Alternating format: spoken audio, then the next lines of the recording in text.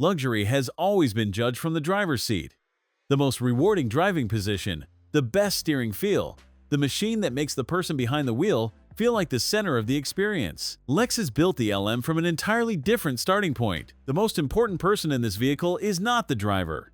That single design decision makes this the most interesting luxury vehicle at this show, and the one most capable of embarrassing something parked beside it. By the end of this, you'll know whether this van belongs on the same shortlist as a Range Rover or whether that comparison is more interesting than you expected. The spindle grille is the conversation.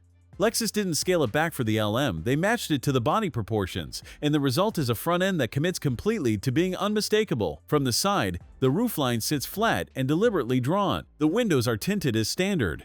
A full-width L-shaped light bar wraps the tailgate and pulls the rear into a single horizontal signature. At this length, 5.1 meters, the LM doesn't try to disappear into traffic, and I'd take that over the anonymous approach most of its competition takes. The panel gaps are tight.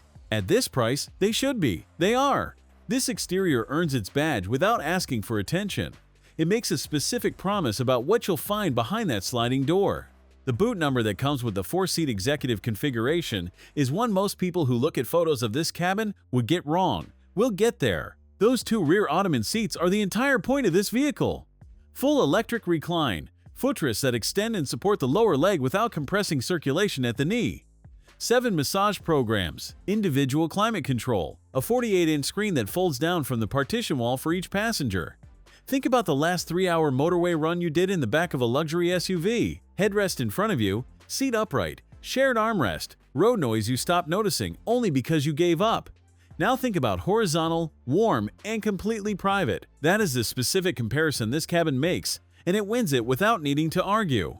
The partition wall, an illuminated glass divider between the rear and the driver, rises and drops at a switch, silently. The rear Climate Concierge coordinates seat position, temperature, sunshades, and ambient lighting from a detachable touchscreen. The 23-speaker Mark Levinson system performs at volume without losing composure in the low register. I was not expecting to notice the audio in here. I noticed it. The front cabin is standard Lexus digital instruments, touchscreen interface, a steering wheel that earns no particular attention. That is the correct decision. The driver is not the customer. 752 liters of boot space, approximately 26.5 cubic feet behind the 4-seat Ottoman configuration. Most people looking at photos of those lounge chairs assume the luxury seating consumed the luggage area. It did not. The chairs sit forward enough that a full complement of airport luggage fits without compromise. This is the detail Lexus doesn't lead with in the brochure, and it should. 247 horsepower from a 2.5-liter self-charging hybrid. Not a performance specification, and not intended to be. 0 to 100 in approximately 8.7 seconds. Around 8.4 to 60 miles per hour. Around 6 liters per 100 kilometers. Approximately 39 miles per gallon on the WLTP cycle. 239 Newton meters. Smooth from a standstill. Quiet in urban traffic. The caveat worth knowing, when the driver pushes for a motorway overtake, the engine note enters the cabin. Not dramatically, not always, but enough that the serenity the rear seats sell has a specific condition attached to it. Whether that condition matters depends on who is doing the driving and how often they need to hurry. North of 100,000 euros.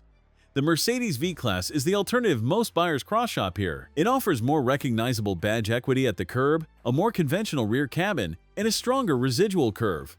Real advantages. What it does not offer is those two seats, and that boot, and that screen. After time in the Ottoman configuration, asking whether the two rear experiences are comparable is like asking whether business class and economy cover the same distance. They do. The experience is a different thing entirely. Whether the engine note matters to you is your call. I found the rear cabin earns enough forgiveness that it stopped mattering after the first hour. What this car settles, without making a speech about it, is whether a vehicle shaped like a van can deliver a luxury experience a traditional car cannot. The answer is yes, and the form was never the point. Thanks for watching. If you enjoyed this video, hit that like button and subscribe for more content just like this. Leave a comment below with your thoughts or questions. I read every single one. And don't forget to click the bell icon to get notified about my next upload. See you in the next video.